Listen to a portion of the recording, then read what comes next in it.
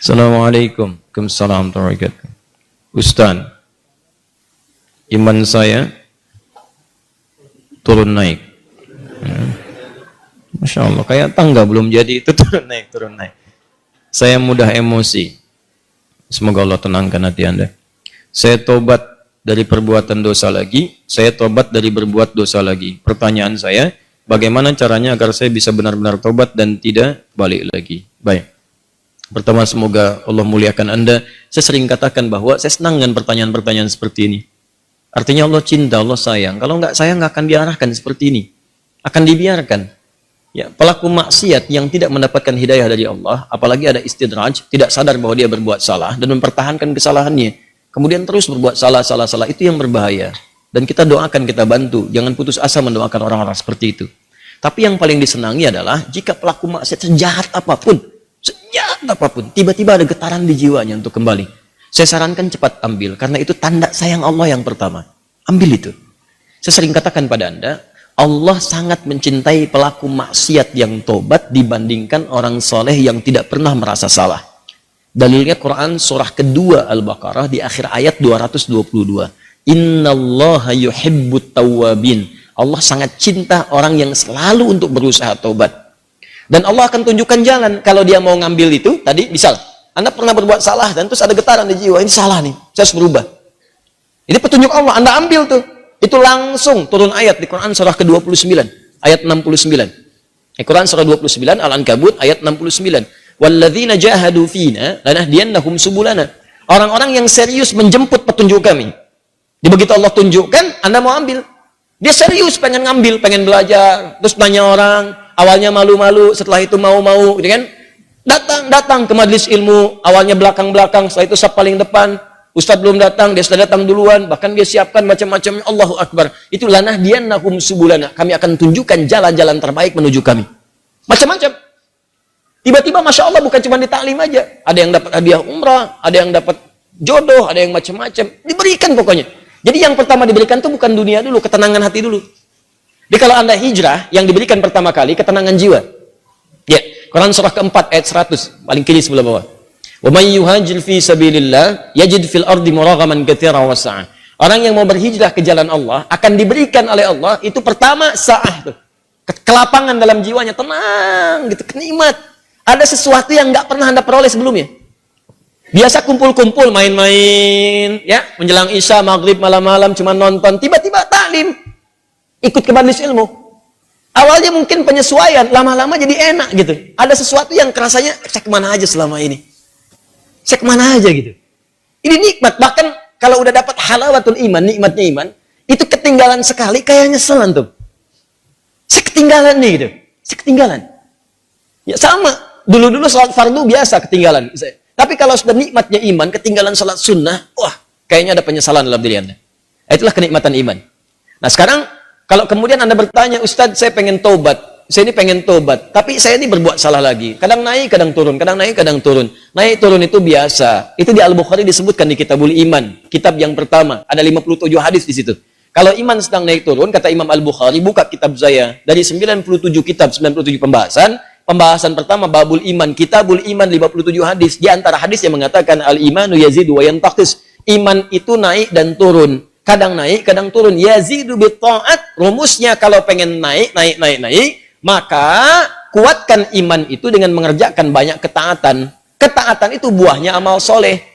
Kerjakan amal soleh. Amal soleh itu detailnya adalah pekerjaan-pekerjaan ibadah. Sholat, amal soleh. Jadi kalau iman sedang turun, pengen dinaikkan, maka perbanyak amal soleh. Ya, amal soleh. Ini. Karena itu dalam Al-Quran kalimat iman sering disandingkan dengan amal soleh. Quran surah 103. Wal 'asr innal insana lafi khusr illa alladziina amanu wa 'amilus shalihat. Iman wa 'amilus shalihat. Ini amal saleh.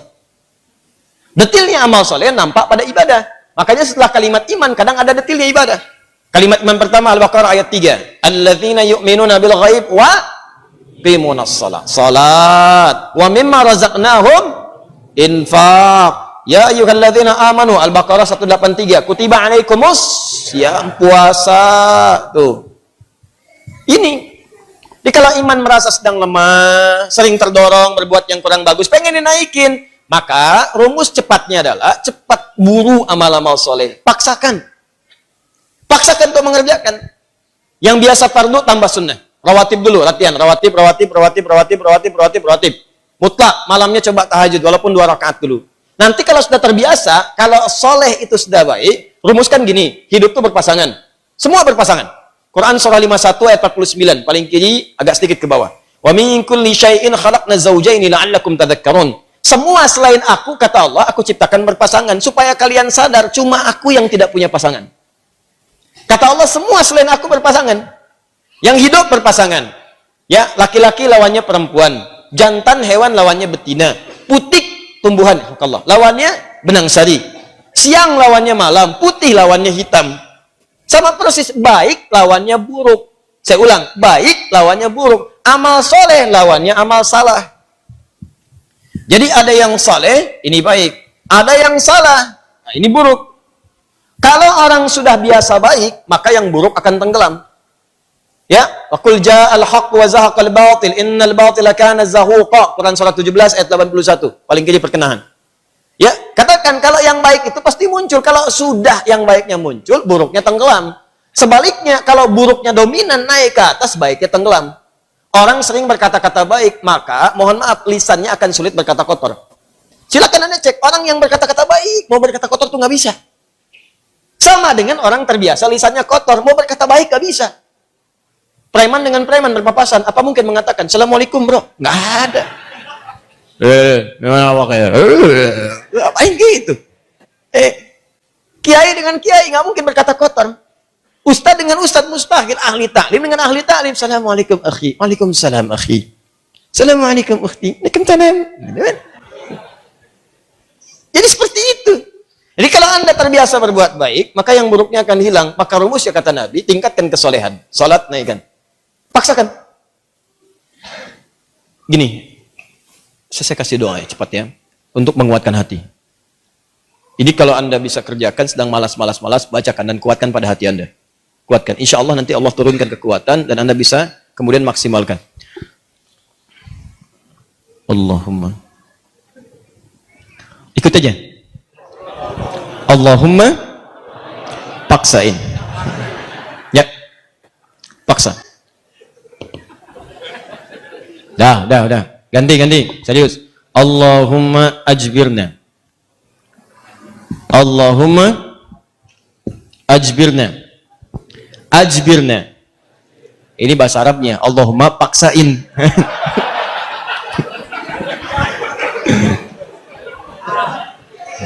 Ya? Paham? Ditingkatkan, naikin salat. Mulai dari salat. Nah, kemudian ini penting, salat itu yang paling utama karena dalam salat itu banyak kalimat tobat. Antum baru takbir aja, habis takbir kan tobat. Coba lihat. Allahumma ba'id baini wa baina khataayaya kama ba'adta bainal masyriqi wal. Ya Allah, mohon jauhkan antara aku dengan kesalahan yang telah aku perbuat. Sejauh-jauhnya. Aku nggak ingin lihat lagi. Seperti engkau jauhkan antara timur dengan barat. Jauhkan ya Allah yang tidak pernah bertemu. Allahumma naqqini minal khataaya kama yunaqqa thawbul abyadu minad danas. Ya Allah, kalau kesalahanku begitu pekat, mohon bersihkan seperti pakaian dibersihkan dari noda. Allahumma ghsilni bil ma'i wa thalji wal barad. Kalau begitu pekat luar biasa, gunakan ya Allah walaupun hanya air yang sangat dingin. Gunakan ya Allah. Maksudnya bersihkan sebersih-bersih. Antum tobat, makanya pahami bacaan-bacaan salat. Sama dengan wajhatu wajhiyal ladzi fatara samawati wal arda hanifan musliman wa ana minal musyrikin. Inna salati wa nusuki wa mahyaya wa mamati lillahi rabbil la syarika lahu bidzalika umirtu wa ana minal muslimin atau wa ana awwalul muslimin. Ya Allah, aku pasrahkan diriku sepenuhnya pada saat ini kepada penguasa langit dan bumi. Kalau aku salat selama ini, atau aku ibadah ya Allah, atau aku hidup sampai dengan sekarang, atau engkau bahkan wafatkan aku dalam salat ini. Engkau wafatkan aku dalam salat ini. Aku ikhlas ya Allah. Aku ikhlas. Berikan bimbingan kepadaku untuk meningkatkan ibadah. Dengan itu aku diperintahkan. Jauhkan dari sifat musyrik. Mulai sekarang aku berjanji ya Allah, aku akan lebih patuh kepadamu. Mulai sekarang aku berjanji aku akan lebih patuh kepadamu. Wa ana minal muslimin. Muslim itu kan patuh, tunduk, patuh. Jadi kalau Anda mengatakan kalimat itu habis salat berbuat maksiat lagi, Anda berkhianat dengan kalimat Anda. Makanya saya sering katakan, pahami bacaan sholat, pahami. Anda akan mengerti betapa nikmatnya sholat ketika Anda memahami bacaan-bacaannya. Itu kalimat pertama. Kemudian di luar-luar itu Anda beristighfar. Makanya habis sholat kan Anda berzikir. Quran surah keempat ayat 103. Paling kanan, agak sedikit ke atas.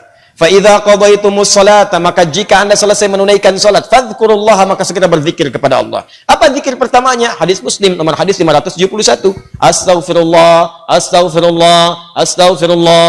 Allahumma antas salam wa minkas salam. Tabarakta ya dzal jalali wal ikram. Astaghfirullah itu ya Allah saya minta ampun. Ya Allah saya minta ampun. Kalau dosa merasa banyak dalam salat bersujud, dalam ruku minta. Masih kurang, merasa banyak dosa. Habis sholat minta, ya Allah ampuni saya, ya Allah. Ampuni, saya merasa dosa saya banyak. Saya mengakui dosa saya banyak, ya Allah. Namun saya pun menyaksikan rahmatmu lebih luas dibandingkan dengan murkamu. Maka mohon, ya Allah ampuni dosa saya. Makanya saat diucapkan itu sambil ingat dosa, ya bukan cuma di lisan. Ingat dosa-dosa apa yang pernah dikerjakan. Ingat. Itu yang dimaksudkan Quran surah keempat ayat 17-18. Innamat taubatu 'ala Allahi lilladzina ya'maluna su'an bijahalatin thumma yatubuna min qarib. Sungguh taubat yang diterima oleh Allah itu adalah orang yang pernah berbuat salah. Salah itu bawaan manusia. Jadi kalau Anda nggak pernah salah, patut ditanya Anda itu manusia apa malaikat?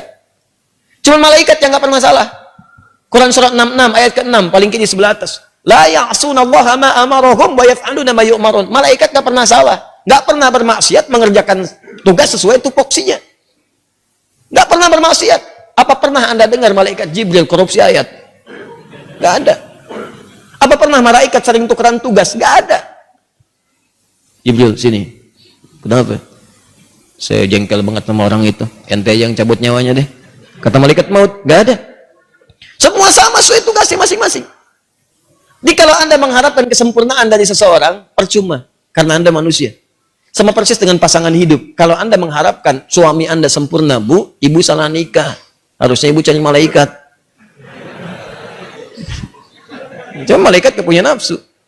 Jadi kalau ada suami salah, wajar namanya manusia. Jangan diekspos kesalahannya. Demikian juga istri kalau keliru, wajar namanya perempuan manusia.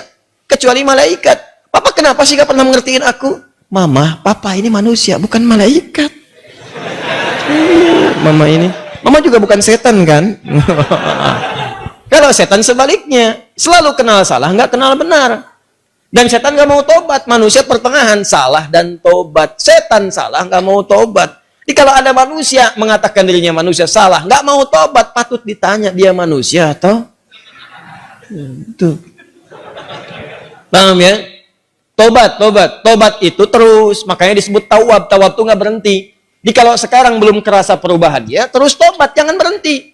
Terus tobat. Misal sekarang tobat nih, masih berulang, tobat lagi terus, jangan berhenti. Sampai Anda merasakan bahwa perbuatan itu buruk dan membencinya. Terus, jangan berhenti. Jangan terus tobat, nangis. Hari ini nangis, nggak bisa, besok nangis. Nggak bisa, besok nangis. Nggak bisa lagi, tangisi diri Anda yang belum bisa menangis. Terus. Dan kalaupun Anda wafat, Anda sedang dihitung wafat dalam keadaan berusaha tobat. Itu poinnya. Bukankah ada orang membunuh 100 orang dan dia berusaha tobat? Dia berusaha tobat, datang ke majelis ilmu. Berusaha di jalan wafat. Dihitung oleh Allah. Padahal belum tahu dia diterima atau enggak tobatnya. Belum tahu dia. Cuman dia berusaha di jalan mewujudkan tobatnya. Bunuh orang, Anda bayangkan. Maksiat itu udah hatam. Udah lewat bahkan. Ya. Dia kerjakan, tapi dia mau tobat. Dia terima getaran jiwanya. Datang, istighfar. Di jalan meninggal. Diterima tobatnya. Dan kita tidak tahu pelaku maksiat mana yang saat wafat dalam keadaan tobat. Ya, makanya ayo biasakan tobat. Istighfar. Nabi aja biasa istighfar. Nanti kalau sudah enak ada kelapangan. Setelah itu baru diberikan anugerah-anugerah dunia yang dirasakan hilang itu. Awal-awal tuh begitu Pak. Kadang pengen tobat. Saya pengen tobat ya Allah ke masjid. Sholat 2 rakaat tahiyatul masjid. Pulang sepatu hilang. Ya. Kadang-kadang begitu. Karena Allah kalau sudah senang dengan seorang hamba. Yang kurang baik dibuang-buang. Buang. Nanti didatangkan lagi yang baik. Kalau Anda sabar. Ya. Kan pernah ada seorang ini kisah nyata. Seorang pemuda tobat. Terus diarahkan pada seorang syekh. Begitu diarahkan di syekh itu, kata syekh ini benar kamu mau tobat. Kalau mau tinggal dengan saya terbatas. Yang ada cuma kurma, minum air putih. Nggak apa-apa syekh, saya mau tobat. Tinggal di situ. Sehari, 2 hari, 3 hari. Begitu 3 hari, setan datang. Kadang-kadang setan itu datangnya kepada orang tobat, gak seketika. Nanti, beberapa waktu, diarahkan kepada maksiat. Jadi kisah nyata, setan membisikkan kepada dirinya, guru kamu ini, syekh kamu, ini sabar banget, makan cuma kurma, air putih. Kamu sudah mulai kuat. Coba berbakti kepada gurumu, carikan makanan. Bagus awalnya. Keluar dia, carikan makanan. Begitu keluar, nyari-nyari nggak dapat, lompat tetangga, bakat malingnya dipakai lagi. Naik bakat pencurinya. Nggak dapat, lewat lagi, begitu rumah kedua, belum manjat, sudah mencium bau enak, bau makanan. Manjat dia ke atas tembok, begitu manjat, lihat ada tungku, ya. Di situnya di atasnya kemudian ada satu panci, ya. Kemudian dia ke situ, begitu dibuka, Allahu Akbar, 3 terong, enak banget kayaknya, baunya, yang sudah matang. Ya, dibisikkan ke telinganya, coba dulu aja, kalau enak, ambil. Berikan kepada gurumu. Syekhmu kan orang terkenal di sini. Kalau cuma ngambil dikasih tahu buat gurumu, pasti orang paham. Tuh, kadang-kadang begitu tuh. Mangga itu ambil aja kalau ditanya buat Ustadz Hadi. Awas suami-suami itu. Papa lagi di mana? Sama Ustadz Adi. Nah, hati-hati itu. Kalimat-kalimat padahal enggak misalnya kan. Baik. Nah, begitu proposalnya tuh. Akhirnya dia coba dikunyah. Begitu dikunyah kemudian, nah karena dia sudah tobat, itu ada petunjuk di hatinya. Jadi kalau orang sudah bersih itu kemudian berbuat maksiat, nanti ada yang namanya burhan mirabbi. Ya, petunjuk Allah seperti Nabi Yusuf menerima burhan. Ini salah. Ya, cahaya kebaikan yang diberikan oleh Allah kepada seseorang yang tergerak berbuat maksiat. Di hatinya mengatakan jangan lakukan itu salah. Nah, dia begitu, jangan lakukan itu keliru, itu salah. Begitu mendengar suara tadi dia muntahkan. Ini kisahnya tadi muntahkan seketika. Dan dia lari. Dan dia ingin ceritakan kepada gurunya bahwa dia telah berbuat salah. Dia pengen dituntun, salah saya pengen tobat. Balik lagi. Begitu balik lagi ke tempat gurunya, qadar Allah, begitu pulang ke masjid gurunya, ternyata gurunya sedang berhadapan dengan seorang perempuan. Di luarnya ada bapaknya nunggu, seorang laki-laki tua. Begitu sedang berhadapan, lihat anak muda tadi dipanggil, ya bunaya ta'ala, anak sini, sini.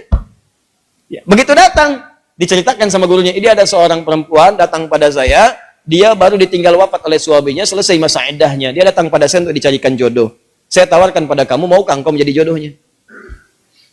Nah, kalau Anda dalam situasi seperti itu tuh, wah, udah datang mau taubat, masuk masjid ada durian, tuh kan? Wah, perempuannya cantik, tinggal wafat kemudian oleh suaminya, belum ada keturunan dan seterusnya, baru aja menikah, selesai masa iddah, ditawarkan pada Anda, mau nggak? Nah, lalu laki-laki ini berkata, guru, saya khawatir tidak bisa memberikan apa yang membutuhkan, saya saja kesini numpang. Apa jawab gurunya? Kamu nggak usah khawatir, dia diwarisi harta yang sangat banyak, dia kesini hanya mencari pria soleh yang ingin jadi suami yang mampu membimbing dia ke surga. Kira-kira kalau ada jawaban seperti itu, apakah Anda bersedia atau tidak menolak sama sekali?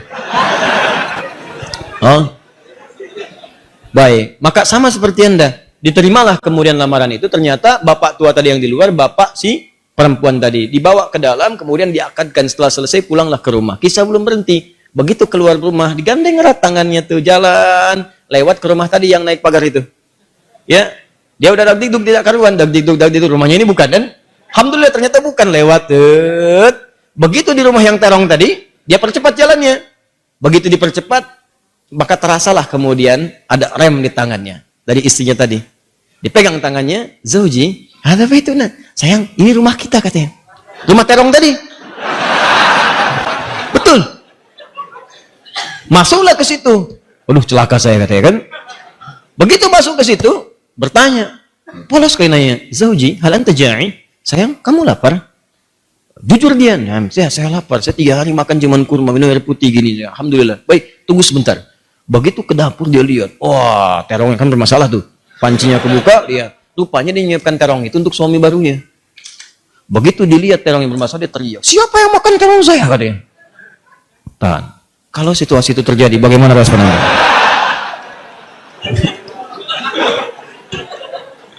Jangan bilang itu kucing.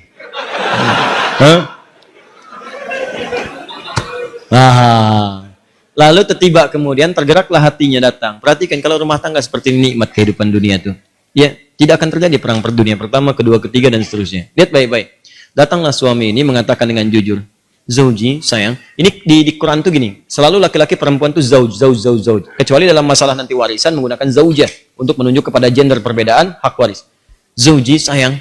Kisahnya begini katanya. Aku ini sebetulnya mencarikan makanan untuk guruku. Lalu setan membisikkan sampai tiba-tiba ke sini aku buka ada terong, aku cicipi. Tapi demi Allah, tidak aku telan, aku muntahkan karena takutku kepada Allah. Sampai aku kembali tadinya mau tobat, sama guru dipanggil suruh nikah sama kamu. Sampai ke sini. Dia jelaskan semua kisahnya. Apa yang terjadi? Kalau ibu mendengar kisah tadi, apakah ibu akan balik lagi kepada guru mengatakan? Kalau ini terjadi pada setiap perempuan, maka damailah kehidupan di rumah tangga dan di bumi. Tenang kehidupan di bumi. Perhatikan kata perempuan ini. Apa yang dia katakan? Bagaimana anugerah Allah diberikan pada pemuda yang tobat ini. Ahli maksiat, tobat, dapat ketenangan, dan apa hasilnya? Perhatikan. Wallahi, demi Allah. Secuil terong yang engkau muntahkan karena Allah itu, maka Allah ganti dengan seluruh terongnya, panci tempat terongnya, rumah tempat terongnya, plus pemilik terongnya. Wallahi, secuil terong yang kau muntahkan karena Allah itu, maka Allah ganti dengan seluruh terongnya, panci tempat terongnya, rumah tempat terongnya, plus pemilik terongnya. Coba lihat. Pulanglah dari sini cari terong. Ya, tobat.